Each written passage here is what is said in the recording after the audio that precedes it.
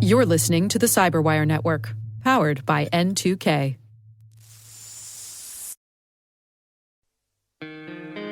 Hi, I'm Maria Varmazes, and I'm the host of T-Minus, the only daily podcast for the space industry.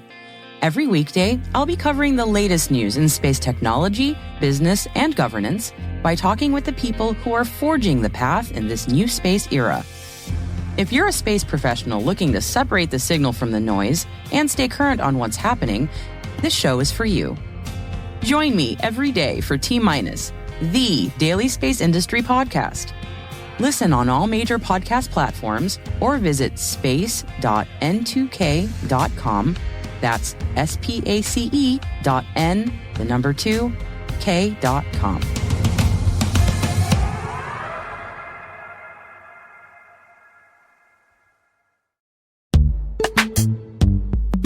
And now, a word from our sponsor, SpyCloud, the cybercrime analytics leader. SpyCloud disrupts cybercrime by telling you what criminals know about your business and your customers, so you can take action to prevent ransomware, account takeover, and online fraud. SpyCloud constantly recaptures and analyzes new data from the criminal underground, including credentials, cookies, and PII siphoned from malware-infected devices. With knowledge of the specific data criminals have in hand from InfoStealer malware on managed and unmanaged devices, security teams can respond with a more efficient and effective process called post-infection remediation. Get SpyCloud's post-infection remediation guide outlining the 7 steps for preventing a malware infection from becoming a full-blown ransomware incident. Visit spycloud.com/cyberwire. That's spycloud.com/cyberwire.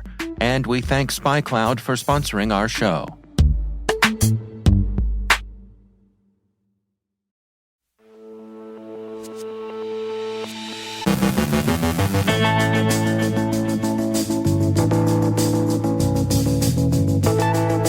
Play Ransomware has some new tools. Fancy Bear is out and about.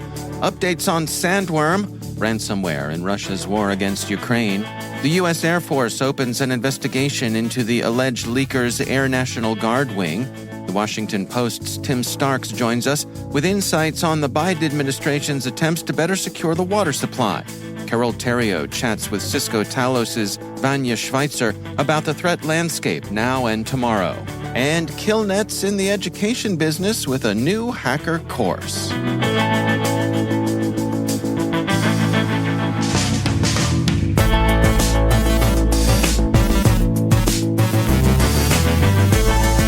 From the CyberWire studios at Data Tribe, I'm Dave Bittner with your CyberWire summary for Wednesday, April 19th, 2023.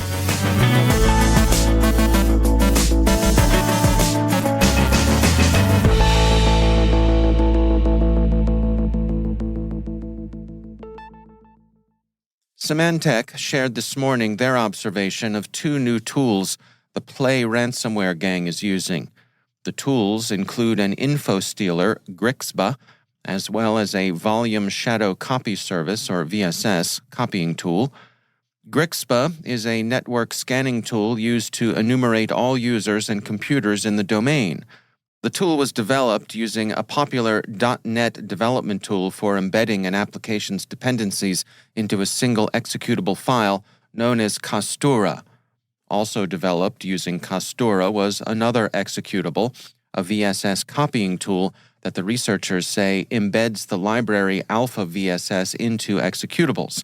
The Alpha VSS library is a .NET framework that provides a high-level interface for interacting with VSS. The library makes it easier for .NET programs to interface with VSS by offering a set of controlled APIs. The tool allows for threat actors to copy files normally blocked by the OS. The GRU's exploitation of vulnerable Cisco routers has drawn a joint warning from UK and US intelligence agencies. The UK National Cybersecurity Center, the US National Security Agency, the U.S. Cybersecurity and Infrastructure Security Agency, and the U.S. Federal Bureau of Investigation are releasing this joint advisory to provide details of tactics, techniques, and procedures associated with APT28's exploitation of Cisco routers in 2021. They assess that APT28 is almost certainly the Russian General Staff Main Intelligence Directorate, GRU, 85th Special Service Center Military Intelligence Unit 26165. APT28, also known as Fancy Bear, Strontium, Pawn Storm, the Sednet Gang, and Sophacy, is a highly skilled threat actor. The vulnerability Fancy Bear has taken advantage of since 2021 at least is CVE 2017-6742. Cisco announced the vulnerability in June 2017 and issued patches and mitigations. Cisco Talos yesterday published its appraisal of the threat, stating, "Because of the large presence of Cisco network infrastructure around the world, any sustained attack against network infrastructure would likely target Cisco equipment, but attacks are by no means limited to Cisco hardware. In reporting on Russian intelligence contracting documents, samples of which were recently shared with Cisco Talos, it was shown that any infrastructure brand would be targeted, with one scanning component targeting almost 20 different router and switch manufacturers." Cisco Talos also points out that Russia isn't the only nation-state whose intelligence services are collecting in this manner. China has also been active. Much of the exploitation, Cisco Talos says, has been post-compromise, enabled by stolen credentials. Both Cisco and the British and American intelligence agencies who issued the joint warning offer sound advice for reducing risk. Google's threat analysis group this morning published an update on what it's observed recently from Russia's Sandworm, or as Google calls it, frozen Barents, a well-known group associated with the GRU's Unit 74455. Its activities continue to include intelligence collection, information operations, and leaks of stolen data over Telegram. Google states, "As we described in the Fog of War report, Frozen Barents remains the most versatile GRU cyber actor with offensive capabilities including credential phishing, mobile activity, malware, external exploitation of services, and beyond. They target sectors of interest for Russian intelligence collection, including government, defense, energy, transportation and logistics, education, and humanitarian organizations. One of Frozen Barents' favored modes of gaining access to its targets is exploitation of vulnerable XIM mail servers." Citing other research by Google's Mandiant unit, Breaking Defense reports that Russia's GRU has increasingly turned to ransomware. This is read as either a sign of weakness or as a possible misdirection, shifting attention away from Russia's military intelligence service and toward conventional, financially motivated criminals. The Secretary of the Air Force has directed the service's Inspector General to open an investigation into compliance with safeguards for classified material at the 102nd Intelligence Wing, the organization to which Airman First Class Jack Teixeira, the accused Discord Papers leaker, had belonged. Air Force Secretary Frank Kendall appeared before the Senate Appropriations Defense Subcommittee yesterday to explain the ongoing investigation, Air and Space Forces magazine reports. Secretary Kendall said in his testimony, "There is a full-court press going on about this. We are all disturbed about it, and we are working very hard to get to the bottom of it and take corrective action." And finally, we return to developments in the cyber phases of Russia's war against Ukraine. The hacktivist auxiliary KillNet says it's been up to more than its now familiar woofing about having paralyzed NATO infrastructure, having taken the war to the collective West, and so on. The usual busy work of cyberspace. We saw yesterday that they were offering various data for sale, but the information they say they had was apparently kind of a drug on the market, attracting few rubes to KillNet's virtual snake oil show. But they have other things on offer.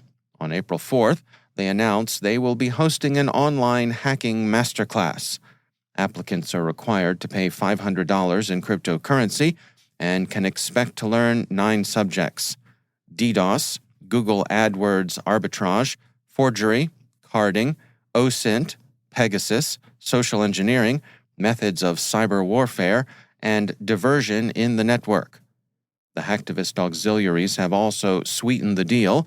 Anyone who buys into their class gets free access to the NATO cyber training materials they stole. In addition to all of the material, they promise private video lessons, written manuals, personal communication with the instructors 24/7 for 2 weeks. They will also prepare an updated methodology for their courses every 30 days for a year. And membership has its benefits. You too could become a KillNetier. They say particularly active students will be invited to our team. There is no set start date, but KillNet claims the classes will begin when they've reached 2,000 applicants. The course is offered in English, Russian, Spanish, and Hindi. We recommend against signing up, but if you do, be sure to leave a digital apple on the remote teacher's virtual desktop. Teachers like that. Class dismissed.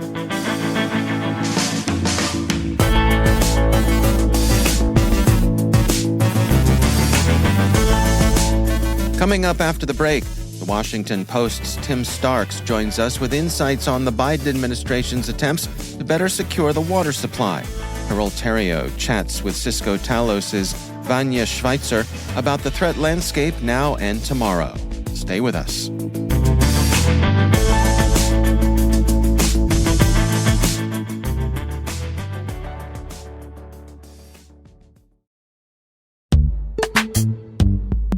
And now, a word from our sponsor, KnowBe4. Where would InfoSec professionals be without users making security mistakes? Working less than 60 hours per week, maybe. Actually having a weekend every so often. While user behavior can be a challenge, they can also be an InfoSec professional's greatest asset once properly equipped. Users want to do the right thing, but often lack the knowledge to do so.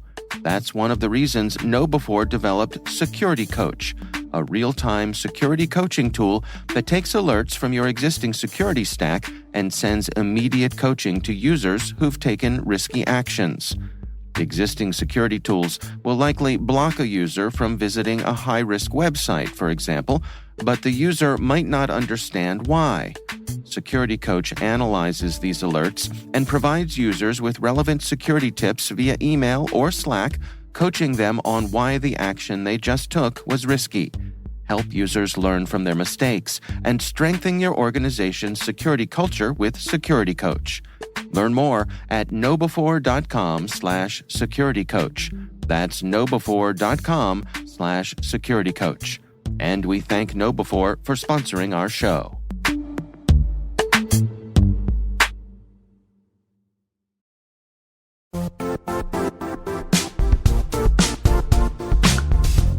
Never refactor your apps again. Never get locked into an IDP. Say goodbye to your old on-prem systems and identity management complexity. Now you can solve your biggest IAM problems with identity orchestration, even the messy ones you thought were unsolvable. Bring Strata any IAM use case like modernizing legacy apps to use passwordless authentication, migrating from one IDP to another, or enabling identity operation resiliency. Strata's identity orchestration platform is designed to extend the value of your identity infrastructure, no matter the complexity or scale. What's more, Strata's software is lightweight and flexible, developer-friendly, and vendor-agnostic. Want to see it in action? Share your identity challenge with Strata on a discovery call, and they'll hook you up with a complimentary pair of AirPods Pro. Don't miss out. Visit strata.io/cyberwire. That's strata.io/cyberwire.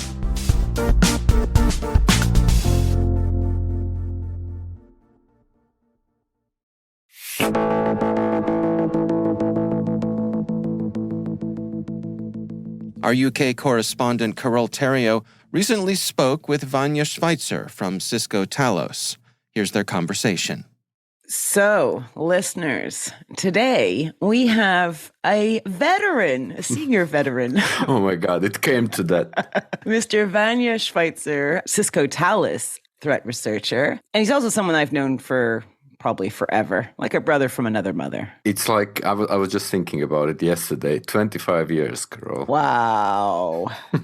Quarter of a century we've been in this business. Yes, it's the silver tsunami.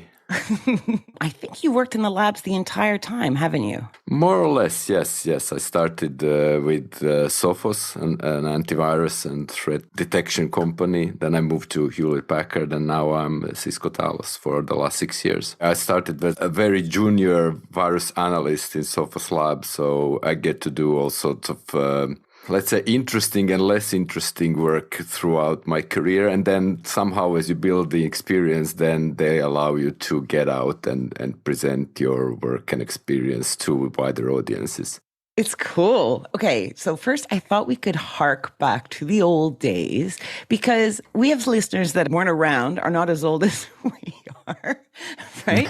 and you have really such a breadth of experience. So if we go back to the early 2000s, like the landscape changed completely from then. So can you remember what it was like then? What were the big security considerations of the early 2000s? Yes, I think at the time, Windows 2000, Windows XP was just about coming. The biggest threats was between email spreading, malware, like using various Word documents to automate Outlook to spread, things such as, I don't know, Melissa or I love you virus. Yeah. And then, of course, they were the one that started exploiting vulnerabilities in Microsoft operating systems, which at the time were not very secure. And it was very easy for attackers to find vulnerabilities. So they used those to automatically spread malicious code through as many machines as possible around the world. So I think the last time we saw something similar was with WannaCry, for example, which was 6 years ago or so. Yeah, and they used to have a lot of that stuff. There was a lot of mass mailing problems as well, right? Absolutely, absolutely. Which kind of hasn't disappeared today, but it's a different approach that the attackers are taking, I think. Yeah, and I don't remember back then that it was really financially motivated. And well, there were the scams, weren't there? There were the stock scams. That existed then too. That was big. Yeah, there was spam. There was a pump and dump spam through email where the spammers would buy some really cheap penny stock and then they would try to send this secret text to let the recipients of the email know that this stock will increase in value. So they will try to artificially inflate the price of the stock and then they sell it on the higher prices and then they make money. And now most of the threats are, certainly from the cyber criminal world, are focused towards making money for the actors behind them. Yeah, because then the malware back then seemed to be more about either making a point or trying to distribute as far and wide as you could in a short period of time, almost like cat and mouse games with security firms. Would that be fair? Yes, I remember the time when we were all more or less still in one lab and we had various shifts we had to cover. And so you had to be on call because almost every time during the night or on Friday, of course, during the evening, there'll be some major outbreak that we would have to contain as soon as possible and release some updates, signatures that will detect them. Okay, what about now? So now the landscape has changed completely. So the biggest threats we're seeing, what would you say they are? I would say ransomware certainly is the ones that come to mind as the one that affects most of the users and it has the most crippling effect to organizations and people in kind of equal way. But the second trend is probably those information stealers that install on the system and then therefore try to find confidential data, username and passwords from the user to upload them to the attacker-controlled environment. So therefore they can reuse them in some other systems to steal cryptocurrency wallets or maybe get some credentials for, banking, internet banking or so on. Anyway, that that will allow the attackers to make some money from it. And there's also all the phishing scams as well. So when we used to have pump and dump scams, it's now much more about robbery, right? Romance scams and, CEO scams like, whaling and all that kind of stuff. Absolutely. The business email compromise, where the attackers are able to get into one company's system and then they can intercept emails that are sent by the real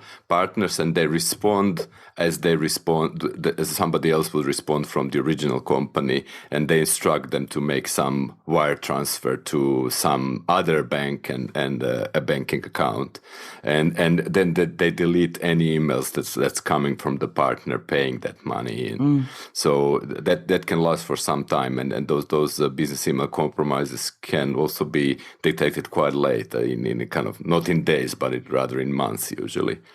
And I guess my big question, like now that you've shown, like you knew what happened 20 years ago, you know what's happening now. What's the future? Like, I kind of think, part of me thinks like way back 20 years ago, we didn't have very secure systems, but the threat landscape was much more innocent than today. There was a lot less players and actors because there wasn't the money angle that was strong. And today we've got threats everywhere, but there's loads of security products everywhere. Do you think we're like safer now and we will be safer in the future? You think this is going to carry on? I think despite all this news that we are hearing, overall that we are safer. And I think when I look at the volumes of malicious files coming in, they're on a really slow decline. And there will be repeating, there will be skilled skill actor groups, even state-sponsored malware spreading around. But I think will probably be more and more secure as we develop new methods of, say, multiple factor authentication, all these systems that allow you to not just prevent malware, but also detect it within your environment when something like that happens. So I think that the security has increased overall, despite all the bad news we've been hearing over time. There we go. A rainbow in the sky that is cloudy with threats. Vanja Svacjer, Cisco Talos threat researcher. Thanks so much for talking to me. Thank you. Grandpa. This was Carole Theriault for the CyberWire.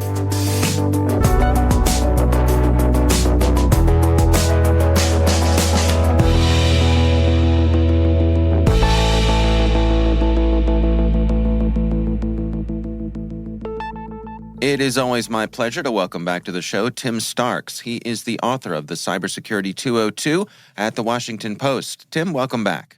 It is always my pleasure to return to the show. Well, thank you. In today's 202, you write about some pushback that the Biden administration through the EPA is getting in their attempts to secure some of the cybersecurity elements of our water supply. Unpack what's going on here, Tim. Yeah, so this is pretty noteworthy because one of the constant themes of the newsletter and that you and I have talked about a lot is the difference of the Biden approach on cyber and wanting to be more regulatory, or depending on how they're talking about it, more minimum baseline standards or things that sound less scary to Republicans. And so they have put in place in March this memo the EPA did saying. We now expect you to, when you're doing these sanitation surveys under the Safe Drinking Water Act, we expect you to include cyber assessments. And this was controversial with industry. It was certainly controversial with at least some cyber industry types. By industry, the first case, I mean, the people who are working in the water business. And now we've seen the other shoe drop, which is that there is an actual attempt in court to stop this by a trio of Republican state attorneys general. They say this intrudes on states' rights. They say it also, interestingly enough, it takes away their power, but also puts too much in their own hands. There's sort of an interesting argument that they use there. I'm not being facetious about the argument. It's just an interesting contrast in like it's taking things away from them and giving them things they don't want at the same time. So it's not necessarily surprising this was going to happen. I think probably the administration anticipated it, even if they didn't say so. I think it's something that they were expecting. I don't know. I don't have a good sense of how the court might rule on it. It does seem like they've taken an interpretation of a law and been more liberal about how they're applying the law.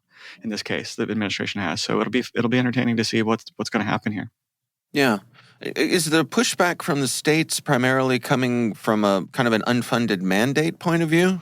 Well, that's another one of the things they brought up, yeah. And I think this is not to cast aspersions on anybody, but some of these attorneys general have been somewhat more of an activist variety than I think of when I think of some attorneys general.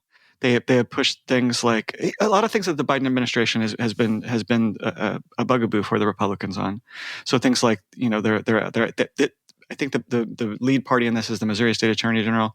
He's been he's been the lead guy, if not one of the lead guys, on the allegations that they're trying to pursue that the Biden administration has been censoring conservatives on social media platforms. Just to give you a sense of some of the approach of some of these attorneys general. So perhaps looking for a fight here beyond the actual policy itself. Oh yeah, I don't even think that they would probably deny it if you asked them that. Yeah, I think they've quite said it in some of their press releases on some of these issues that they want to take the fight to the Biden administration.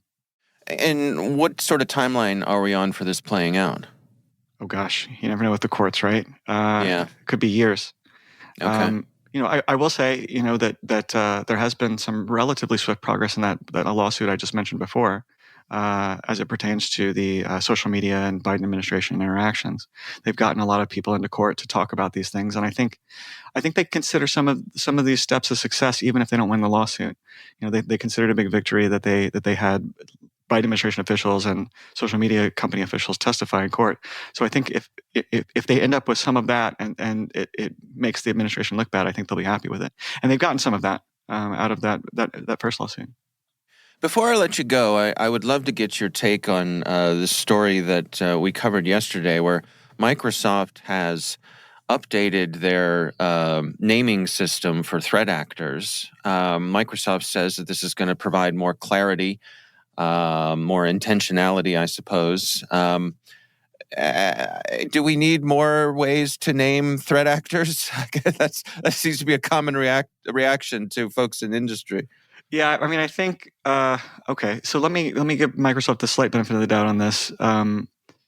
They're at least not confusing issues with their past names. I mean, they're switching naming systems. They're not adding names on top of. But of course, that's a whole new thing that people have to understand. If anybody was used to Microsoft calling it phosphorus, they're going to have to wait. What is it called again? And they'll have to add a note in every single one of these things. This is a big source of frustration for reporters, at least myself, because you want to give readers a sense of who you're talking about. And every time I write about one of these threat groups, I have to give 5 or 6 names, also known as. Yeah, same here. Same here. I would love to be able to give readers this is this group, and that's it. But I think there's a somewhat plausible explanation. First off, there's the less generous approach, which is to say that this is just about marketing. Everybody wants to use their names, and they want their names in the media. The second thing to say that I think is at least somewhat accurate, and Microsoft mentioned this to me this week, and they've mentioned it in past stories, as have some other cyber companies when they've been asked about this, is they don't know exactly what everybody else is seeing. They can look at what the other companies are saying, and they can see how much it overlaps. But sometimes they have different insights into who's doing what, and they'll say something like, APT35 is approximately phosphorus. They won't, you won't necessarily say that they're 100% the same. And the fact that there are subgroups within subgroups also makes things complicated. Lazarus Group is more of an umbrella name. The Charming Kitten, AK, what are they now? Mint Sandstorm. Right. And they all the bears. They have subgroups too. So you get it. I get it to a certain degree, but I really wish it wasn't this way. Yeah. I can't help wondering if this would be something that we could perhaps turn over to CISA and let them head the charge, so that it wasn't an organization that had a marketing component in play. Yeah, that might be nice. And there is there are groups that combine into membership some of these cyber threat researchers. So maybe they could, smash their heads together and make them come together, put them in the room and say, hey, only one name comes out alive. Right. One name to rule them all. All right. Tim Starks is the author of the Cybersecurity 202 at the Washington Post. Tim, always a pleasure. Thanks for joining us. Yeah, thanks for having me.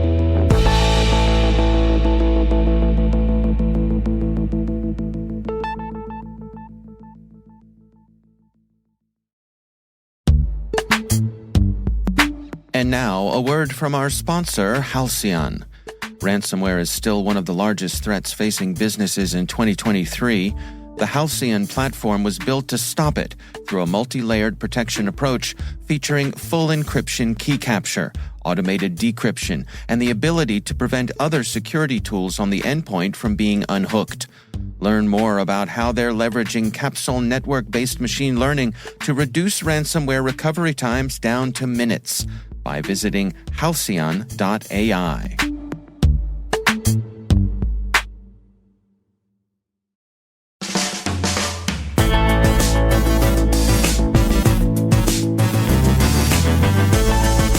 And that's the CyberWire.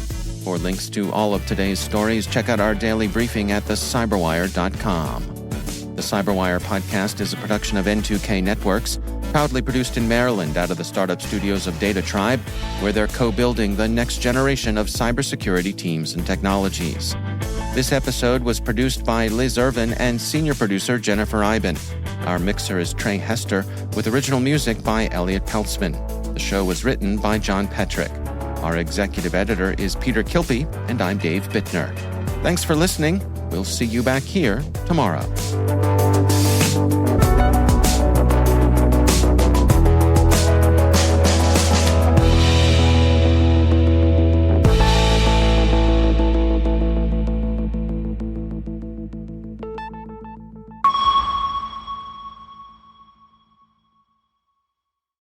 This episode is made possible in part by RSA Conference, where the world talks security. Through global events and year-round content, RSAC connects you to cybersecurity leaders and cutting-edge ideas for a safer, more secure future. Learn more at rsaconference.com/cyberwire23.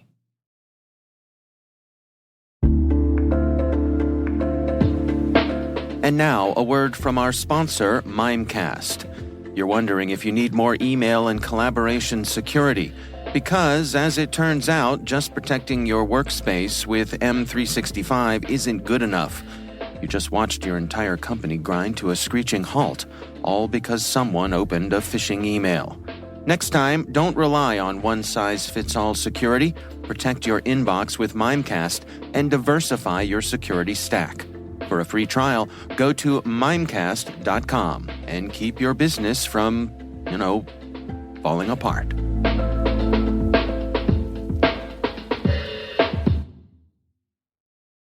On a final note, our friends at N2K just launched T-, the only daily space podcast. Here's what you can expect from the show. Stay tuned for T-, ready to launch. We are in a new space era. Advances in engineering and manufacturing have given us access to the heavens in ways that seemed almost unthinkable not that long ago. Private and public sector cooperation in the space industry is leading to innovation that sometimes feels like it's right out of a page of science fiction.